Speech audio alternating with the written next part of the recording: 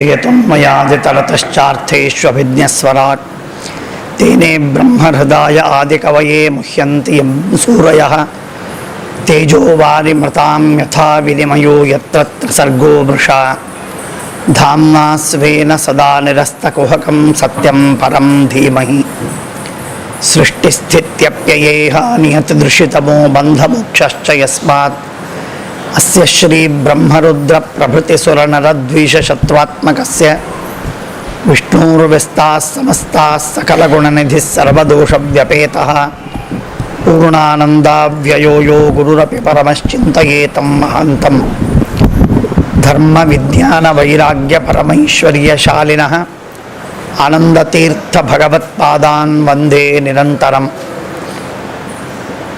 यं प्रव्रजन्तमनुपेतमपेतकृत्यं द्वैपायनो विरहकातर आजुहाव पुत्रेति तन्मयतया तरवोऽपि नेदुः तं सर्वभूतहृदयं मुनिमानतोऽस्मि। नमोऽस्तु तात्विका देवा विष्णुभक्तिपरायणाः धर्ममार्गे प्रेरयन्तु भवन्तः सर्व एव हि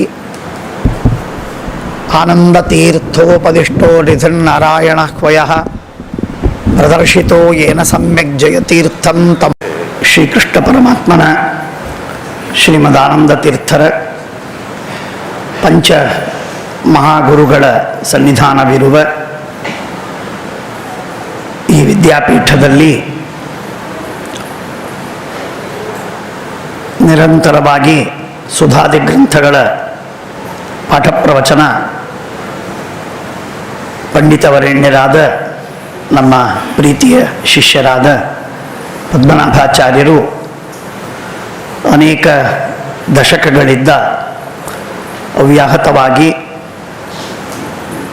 ಉತ್ತಮ ರೀತಿಯಲ್ಲಿ ಪಂಡಿತರನ್ನು ಪಾಠ ಹೇಳಿ ಸಿದ್ಧಪಡಿಸುವ ಭಗವಂತನ ವಿಶೇಷವಾದ ಸೇವೆಯನ್ನು ಮಾಡ್ತಾ ಇದ್ದಾರೆ. ನಹಿ ಜ್ಞಾನೇನ ಸದೃಶಂ ಪವಿತ್ರಮಿಹ ವಿದ್ಯತೆ. ಜಗತ್ತಿನೊಳಗೆ ಎಲ್ಲ ಕಾರ್ಯಗಳಾಗ್ತವೆ, ಬೇಕಾದ ಕಾರ್ಯವೂ ಆಗತ್ತೆ. ದೇವಸ್ಥಾನ ಕಟ್ಟುವುದನ್ನು ಪ್ರಾರಂಭ ಮಾಡಿ ದೊಡ್ಡ ದೊಡ್ಡ ಯಜ್ಞಯಾಗಗಳನ್ನು ಹಿಡಿದು ಭಾರೀ ಅದ್ದೂರಿಯಾದ ಕಾರ್ಯಕ್ರಮಗಳು, ಎಲ್ಲ ಕಾರ್ಯಕ್ರಮಗಳು ಧರ್ಮ ಕಾರ್ಯಕ್ರಮ, ಭಗವಂತನ ಪ್ರೀತಿಕಾರಕವಾದ ಕಾರ್ಯಕ್ರಮ, ಕೋಟ್ಯಾಂತರ ವೆಚ್ಚ ಮಾಡಿ ಆಗುವಂತಹ ಕಾರ್ಯಕ್ರಮಗಳಾಗ್ತವೆ. ಅದರಲ್ಲಿ ವಿವಾದವಿಲ್ಲ.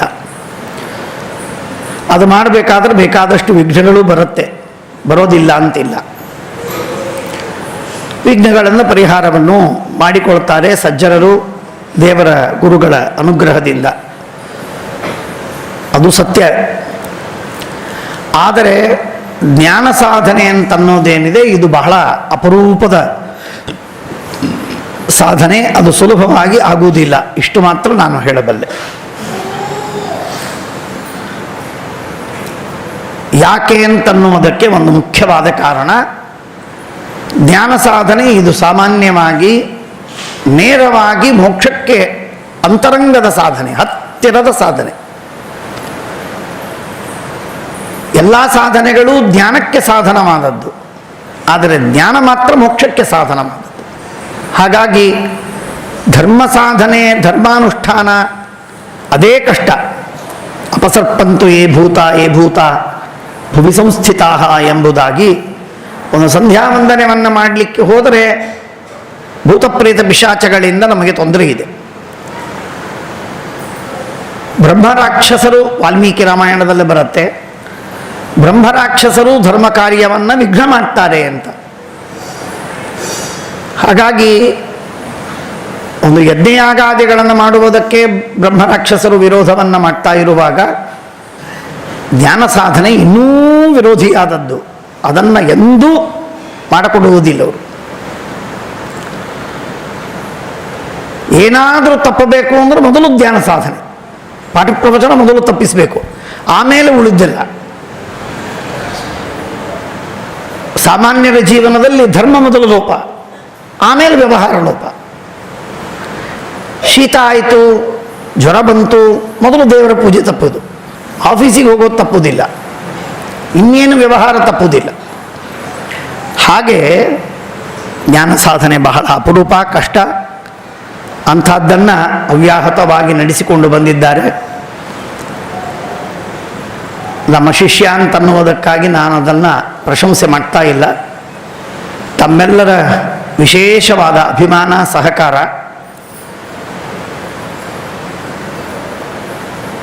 ಅವರ ನಿರಂತರವಾದ ಪರಿಶ್ರಮ, ಅದರಲ್ಲಿರುವಂತಹ ವಿಶೇಷವಾದ ಆಗ್ರಹ, ಶುದ್ಧವಾದ ಪಾಠ ಪ್ರವಚನವಾಗಬೇಕು. ಅದಕ್ಕೆ ಗುರುಗಳ ವಿಶೇಷವಾದ ಅನುಗ್ರಹ. ಸತ್ಯಪ್ರಮೋದ ತೀರ್ಥ ಶ್ರೀಪಾದಂಗಳವರದು ಅವರ ಮೇಲೆ ಅನುಗ್ರಹ ಇತ್ತು, ನಾನು ನೋಡಿದ್ದೀನಿ. ಭಾರಿ ಕೌತುಕವಿತ್ತು ಅವರ ಬಗ್ಗೆ. ಸತ್ಯಾತ್ಮರಂತೂ ವಿಶೇಷವಾಗಿ ಅನುಗ್ರಹವನ್ನು ಮಾಡ್ತಾರೆ. ನಮ್ಮ ಆಚಾರ್ಯರ ವಿಶೇಷವಾಗಿ ಅನುಗ್ರಹವಿತ್ತು. ಆ ಕಾರಣದಿಂದ ಈ ವಿಶೇಷ ಉತ್ತಮವಾದ ರೀತಿಯಲ್ಲಿ ಪಾಠ ಪ್ರವಚನ ನಡೆದಿದೆ. ಅದಕ್ಕೆ ಸಾಕ್ಷಿ ಅವರ ಶಿಷ್ಯರು ಇಡೀ ಸಮಗ್ರವಾದ ಸುಧಾ ಗ್ರಂಥವನ್ನು ಕೊಟ್ಟು ಪರೀಕ್ಷೆಯನ್ನು ಕೊಟ್ಟದ್ದೇ ಸಾಕ್ಷಿ, ನ್ಯಾಯಾಮೃತವನ್ನು ಪರೀಕ್ಷೆ ಕೊಟ್ಟದ್ದೇ ಸಾಕ್ಷಿ. ಹಾಗಾಗಿ ಆ ವಿಧವಾದ ಉತ್ತಮ ಕಾರ್ಯ ಭಗವಂತ ನಡೆಸುವುದಕ್ಕೆ ಪರಮಾತ್ಮ ಇಲ್ಲಿ ಗುರುಗಳಿಂದ ಸಹಿತನಾಗಿ, ಶ್ರೀಮದ್ ಆಚಾರ್ಯರಿಂದ ಸಮೇತನಾಗಿ, ಇಲ್ಲಿ ಸನ್ನಿಹಿತನಾಗಿ ಪರಮಾತ್ಮ ಅನುಗ್ರಹವನ್ನು ಮಾಡ್ತಾ ಇದ್ದಾನೆ. ಈ ಕಾರ್ಯ ನಿರಂತರವಾಗಿ ನಡಿಬೇಕು. ಯಾವ ಕಾರ್ಯ ನಡೆದರೂ ಸರಿ, ನಡೀದೇ ಇದ್ರೂ ಸರಿ, ಎಷ್ಟು ಧರ್ಮ ಕಾರ್ಯ ನಡಿಬೇಕೋ ಆ ಧರ್ಮ ಕಾರ್ಯಕ್ಕೆ ಬೇಕಾಗಿರುವಂತಹ ಮೂಲಭೂತವಾದಂತಹ ತತ್ವ, ತಳಹದಿ, ಫೌಂಡೇಶನ್ ತತ್ವಜ್ಞಾನ. ಇವತ್ತು ದೇವರಿಗೆ ನಮಸ್ಕಾರವನ್ನು ಮಾಡಬೇಕು ಅಂತ ಅಲ್ಲಿಂದ ಆರಂಭವಾಗಿ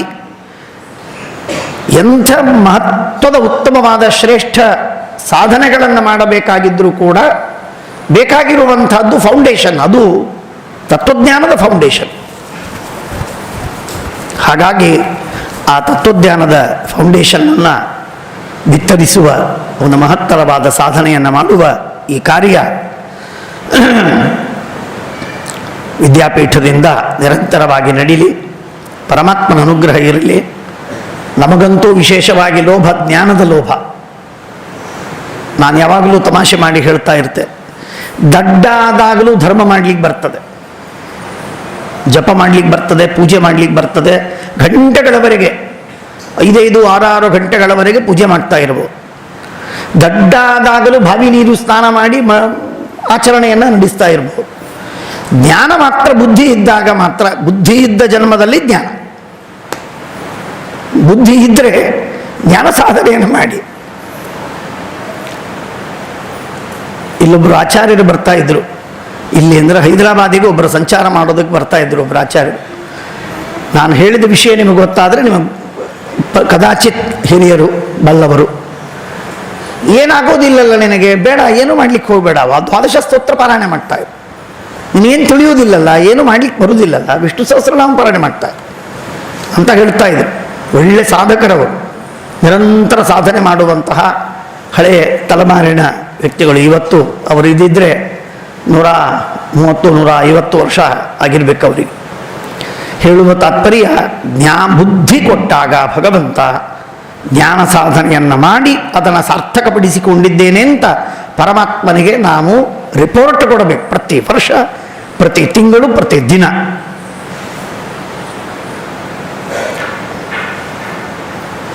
ಬೃಹದಾರಣ್ಯಕದಲ್ಲಿ ಒಂದು ಮಾತು ಬರ್ತದೆ, ಜಾಯಸ್ವ ಜ್ಞಾನಮಾಪ್ನುಹಿ. ವಾಯುದೇವರು ಹೇಳ್ತಾರೆ, ಹೇಳಿ ಕಳಿಸ್ತಾರೆ, ನಮ್ಮನ್ನು ನೂಗ್ತಾರೆ.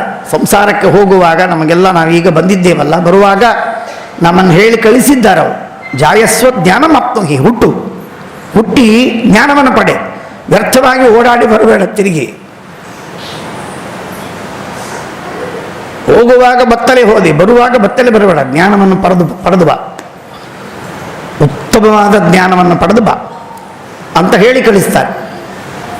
ಹಾಗೆ ಭಾರೀ ನಮ್ಮ ಸಾಧನೆ ಎಷ್ಟು ಸಾಧ್ಯವೋ ಅಷ್ಟು ಹೆಚ್ಚಿನ ಮಟ್ಟದಲ್ಲಿ ಜ್ಞಾನ ಸಾಧನೆಯನ್ನು ಮಾಡಿ ಜ್ಞಾನವನ್ನು ಗಳಿಸಿ ಸಂಪಾದನೆ ಮಾಡಿ ಭಗವಂತ ಶ್ರೀಮದ್ ಆಚಾರ್ಯರ ಸಿದ್ಧಾಂತವನ್ನು ಎಷ್ಟು ಉತ್ತಮವಾದ ರೀತಿಯಲ್ಲಿ ನಮಗೆ ತಿಳಿದುಕೊಳ್ಳುವುದು ಸಾಧ್ಯ ಆ ರೀತಿಯಾಗಿ ಸಾಧನೆಯನ್ನು ಮಾಡಬೇಕು. ಅಂತಹ ಉತ್ತಮವಾದ ಸಾಧನೆಯ ಒಂದು ಅಂಗ, ಸಣ್ಣ ಅಂಗ ಪ್ರವಚನ ರೂಪವಾದದ್ದು. ಆ ಪ್ರವಚನವನ್ನು ದೇವರ ಪ್ರೀತ್ಯರ್ಥವಾಗಿ ಪರಮಾತ್ಮನಿಗೆ ಸಮರ್ಪಣೆ ಮಾಡುವುದಕ್ಕೆ ಈ ಒಂದು ಸ್ತೋತ್ರವನ್ನು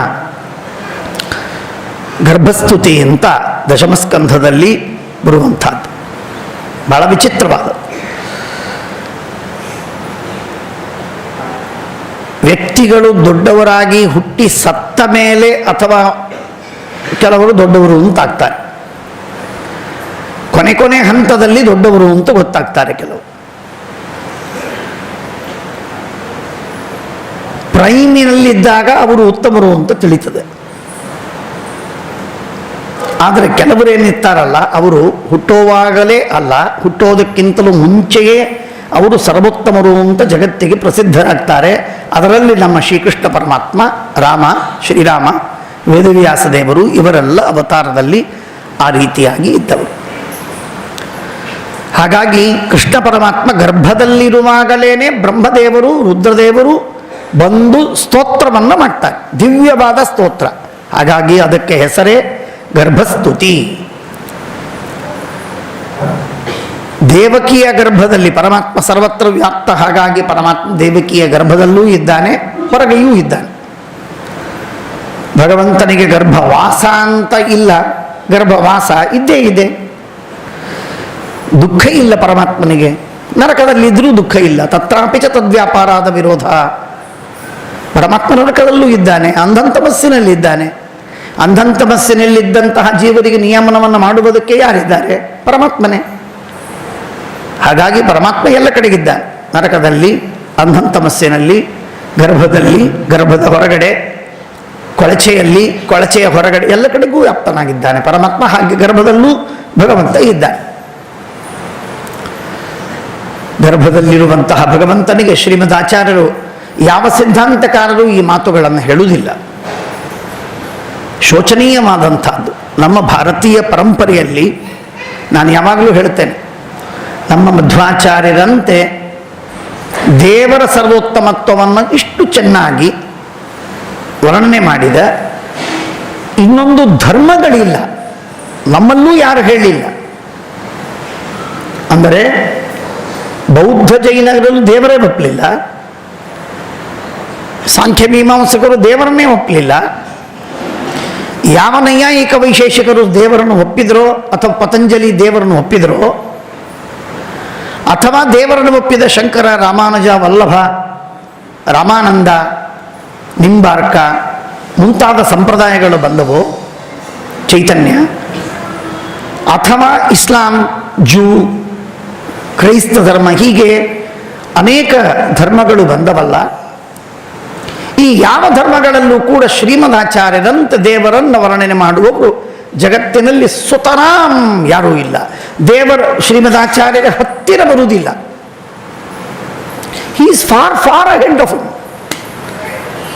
ಯಾವ ಯಾವ ಯಾವ ಇಸ್ಲಾಂ ಧರ್ಮದಲ್ಲಿ ದೇವರನ್ನು ಬಹಳ ಅದ್ಭುತವಾಗಿ ವರ್ಣನೆ ಮಾಡ್ತಾರೆ, ಬಹಳ ಅದ್ಭುತವಾಗಿ ವರ್ಣನೆ ಮಾಡ್ತಾರೆ.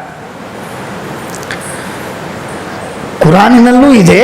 ಕುರಾನನ್ನು ಬಿಟ್ಟು ಇನ್ನನೇಕ ಅದರ ವ್ಯಾಖ್ಯಾನಭೂತ ಗ್ರಂಥಗಳೇನಿವೆ, ನಾನು ಇಂಗ್ಲೀಷಿನಲ್ಲಿ ಓದಿದ್ದು, ನಾನು ಯಾವುದು ಅವರ ಒರಿಜಿನಲ್ ಗ್ರಂಥಗಳನ್ನು ಓದಿದ್ದಲ್ಲ, ಆದರೆ ಅದರ ಅನುವಾದಗಳನ್ನು, ಟ್ರಾನ್ಸ್ಲೇಷನ್ ಓದಿದಾಗ ಅದ್ಭುತವಾಗಿ ವರ್ಣನೆ ಮಾಡ್ತಾರೆ. ಆದರೆ ನಮ್ಮ ವೇದ ಉಪನಿಷತ್ತುಗಳಾಗಲಿ ಅದರ ವಿವರ ರೂಪವಾದಂತಹ ಶ್ರೀಮದ್ ಆಚಾರ್ಯರ ದೇವರನ್ನು ವರ್ಣನೆ ಮಾಡುವ ಕ್ರಮವಾಗಲಿ ಎಷ್ಟು ಅದ್ಭುತ ಅದ್ಭುತ ಅಂದರೆ ಅವುಗಳಿಗೆ ಶಬ್ದವೇ ಇಲ್ಲ. ಅಷ್ಟು ಸುಂದರವಾಗಿ ವರ್ಣನೆಯನ್ನು ಮಾಡುವಂಥದ್ದು ನಮ್ಮ ಶ್ರೀಮದಾಚಾರ್ಯರು ಒಬ್ಬರೇ. ವೈದಿಕ ಸಿದ್ಧಾಂತ ಒಂದೇ. ಹಾಗಾಗಿ ಗರ್ಭದಲ್ಲಿ ಪರಮಾತ್ಮ ವಾಸವಾಗಿದ್ದಾನೆಯಾ ಅಂತ ಕೇಳಿದರೆ ಹೌದು ಅಂತ ಶ್ರೀಮದಾಚಾರ್ಯರು ಹೇಳ್ತಾರೆ. ಅದಕ್ಕೆ ತಾತ್ಪರ್ಯ ನಿರ್ಣಯದಲ್ಲಿ ಶ್ರೀಮದಾಚಾರ್ಯರು ಆ ವ್ಯವಸ್ಥೆಯನ್ನೇ, ತತ್ವವನ್ನೇ ನಮಗೆ ತಿಳಿಸಿಕೊಟ್ರು. ಇದು ಸುಮ್ಮನೆ ಅದರ ಬಗ್ಗೆ ಅರ್ಧ ಮಾತಾಡಿ ಬಿಟ್ಟು ಹೇಳಿ ಮಾಡಿ ಹೀಗಲ್ಲ, ಅತ್ಯಂತ ನಿಷ್ಕೃಷ್ಟವಾಗಿ ಹೌದು ಭಗವಂತ ಗರ್ಭದಲ್ಲಿದ್ದಾನೆ, ಪರಮಾತ್ಮ ಇರ್ತಾನೆ, ಅವನಿಗೆ ಸಾಧ್ಯವಿದೆ, ಅವನಿಗೆ ದುಃಖವಾಗುವುದಿಲ್ಲ ಎಂದು ಹೇಳುವಂಥದ್ದು. ಆ ಗರ್ಭದಲ್ಲಿರುವ ಸಂದರ್ಭದಲ್ಲಿ ಪರಮಾತ್ಮನನ್ನು ಸ್ತೋತ್ರ ಮಾಡುವುದಕ್ಕಾಗಿ ಬ್ರಹ್ಮದೇವರು ಮತ್ತು ರುದ್ರದೇವರು ಬಂದು ಪರಮಾತ್ಮನನ್ನು ಕೊಂಡಾಡ್ತಾರೆ. ಪರಮಾತ್ಮನನ್ನು ಕೊಂಡಾಡುವಾಗ ಹೇಳ್ತಾರೆ, ಸತ್ಯವ್ರತಂ ಸತ್ಯಪರಂ ತ್ರಿಸತ್ಯಂ ಸತ್ಯಸ್ಯ ಯೋನಿಂ ನಿಹಿತಂಚ ಸತ್ಯೇ ಸತ್ಯಸ್ಯ ಸತ್ಯಂ ಉತ ಸತ್ಯನೇತ್ರಂ ಸತ್ಯಾತ್ಮಕಂ ತ್ವಾಂ ಶರಣಂ ಪ್ರಪನ್ನಾಃ. ಮೊಟ್ಟ ಮೊದಲಿನ ಮಾತಿದು. ಸತ್ಯನನ್ನ ಪರಮಾತ್ಮನನ್ನ ಸ್ತೋತ್ರ ಮಾಡ್ತಾ ಇದ್ದಾರೆ. ಭಗವಂತನನ್ನ ಸ್ತೋತ್ರ ಮಾಡುವ ರೀತಿ ಆ ಸತ್ಯ ಎಂಬ ಶಬ್ದದಿಂದಲೇ ಭಗವಂತನ ವಿಶೇಷವಾದ ಸ್ತೋತ್ರ. ಆ ವರ್ಣನೆ ಮಾಡುವಾಗ ಸತ್ಯವ್ರತಂ ಸತ್ಯಪರಂ ತ್ರಿಸತ್ಯಂ ಈ ಎಲ್ಲ ಮಾತುಗಳಿಗೆ ಶ್ರೀಮದಾಚಾರ್ಯರು ಸ್ವಯಂ ವ್ಯಾಖ್ಯಾನವನ್ನು ಮಾಡ್ತಾರೆ. ನಾನು ಯಾವಾಗಲೂ ಹೇಳ್ತಿರ್ತೇನೆ, ಮಹಾಭಾರತವನ್ನು ಒಂದೊಂದು ವಾಕ್ಯವನ್ನು ಓದಿ ತಿಳಿಯಲೇಬೇಕು ಎನ್ನುವಂತಹ ಆಗ್ರಹ ಶ್ರೀಮದಾಚಾರ್ಯರಿಗೆ ನಮ್ಮ ಸಲುವಾಗಿ ಇಲ್ಲ. ಅರ್ಥಾತ್ ಮಾನವರು ಒಂದೊಂದು ವಾಕ್ಯವನ್ನು ಓದಲೇಬೇಕು ಅನ್ನುವುದಾಗಿ ಅವರ ಸಿದ್ಧಾಂತವಿಲ್ಲ. ಓದಿದರೆ ಸಂತೋಷ, ಬಿಟ್ಟರೂ ಸಂತೋಷ. ನಾನು ಬರೆದ ತಾತ್ಪರ್ಯ ನಿರ್ಣಯ ತಿಳಿದರೆ ಸಾಕು. ಆದರೆ ಭಾಗವತ ಮಾತ್ರ ಹಾಗಲ್ಲ. ಯಾವ ಪುರಾಣದ ಬಗ್ಗೆಯೂ ಈ ರೀತಿಯಾಗಿ ಶ್ರೀಮದಾಚಾರ್ಯರಿಗೆ ಅಭಿಪ್ರಾಯವಿಲ್ಲ. ಹಾಗಾಗಿ ಶ್ರೀಮದಾಚಾರ್ಯರು ಪುರಾಣಗಳಲ್ಲಿ ಭಾಷಾತ್ರಯವಿದೆ, 100 ರೀತಿಗಳಿದೆ, ಸಪ್ತ ಕ್ರಮಗಳಿವೆ, ಪುರುಷವ್ಯತ್ಯಯ ಕಾಲವ್ಯತ್ಯಯ ಇವುಗಳಿಂದಾಗಿ ನಿಮಗೆ ಬಹಳ ಗೊಂದಲವಾಗತ್ತೆ, ತತ್ವವನ್ನು ನಿಶ್ಚಯ ಮಾಡಲಿಕ್ಕಾಗುವುದಿಲ್ಲ, ಕಥೆಯನ್ನೂ ಸರಿಯಾಗಿ ನೀವು ನಿರ್ಣಯಿಸಲಿಕ್ಕೂ ಆಗುವುದಿಲ್ಲ ಎಂದಾಗಿ ಆಚಾರ್ಯರು ಎತ್ತಿ ತೋರಿಸಿ ಪುರಾಣಗಳು ಮಾನವರಿಗೆ ಅಗೋಚರ, ಬಹಳ ಕಠಿಣ ಎಂದು ಹೇಳಿದ ಆಚಾರ್ಯರೇ ಭಾಗವತವನ್ನು ಮಾತ್ರ ಪ್ರತಿ ವಾಕ್ಯವನ್ನು ಚೆನ್ನಾಗಿ ಅರ್ಥ ಮಾಡಿಕೊಳ್ಳಿ ಅನ್ನುವ ರೀತಿಯಲ್ಲಿ ಶ್ರೀಮದಾಚಾರ್ಯರು ಭಾಗವತ ತಾತ್ಪರ್ಯವನ್ನು ಬರೆದರು. ಒಂದೊಂದು ವಾಕ್ಯಕ್ಕೆ ಅರ್ಥವನ್ನು ಬರೆದಿದ್ದಾರೆ, ಶಬ್ದಕ್ಕೆ ಅರ್ಥವನ್ನು ಬರೆದಿದ್ದಾರೆ, ಘಟ್ಟಗಳಿಗೆ ಅರ್ಥವನ್ನು ಬರೀತಾರೆ, ಸಿದ್ಧಾಂತವನ್ನು ಒಟ್ಟಾಗಿ ನಿರ್ಣಯ ಮಾಡ್ತಾರೆ, ಕಥೆಗಳ ನಿರ್ಣಯವನ್ನು ಮಾಡ್ತಾರೆ, ತತ್ವದ ವಿವಾದ ಬಂದಾಗ ಅಲ್ಲಿ ನಿರ್ಣಯವನ್ನು ಮಾಡ್ತಾರೆ. ಅತ್ಯಂತ ಸೂಕ್ಷ್ಮವಾದಂತಹ ಪ್ರಮೇಯಗಳನ್ನು, ಅತ್ಯಂತ ಸೂಕ್ಷ್ಮವಾದದ್ದು.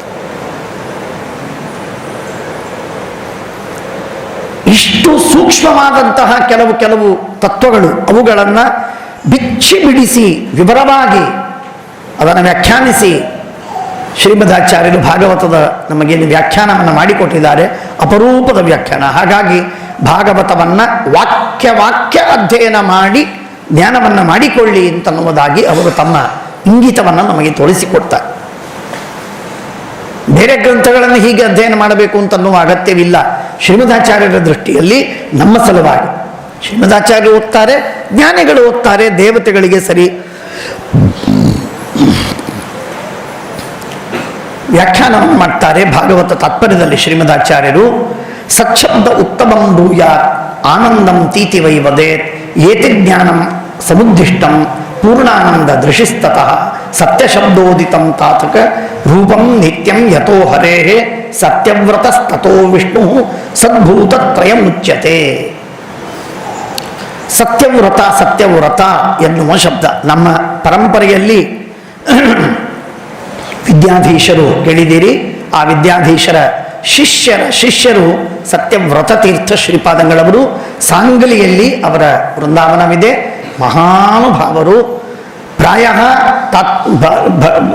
ಶ್ರೀಮನ್ಯಾಯ ಸುಧಾ ಗ್ರಂಥಕ್ಕೆ ವಿಜಯೇಂದ್ರರು ವಾದಿರಾಜರ ತರುವಾಯ ಮೊಟ್ಟ ಮೊದಲಿನ ವ್ಯಾಖ್ಯಾನವನ್ನು ಬರೆದವರು ಸತ್ಯವ್ರತರು ಅಂತ ತೋರ್ತದೆ. ಅಷ್ಟು ಪ್ರಾಚೀನ ಕಾಲದ ಮಹಾನುಭಾವರು ಸತ್ಯವ್ರತರು.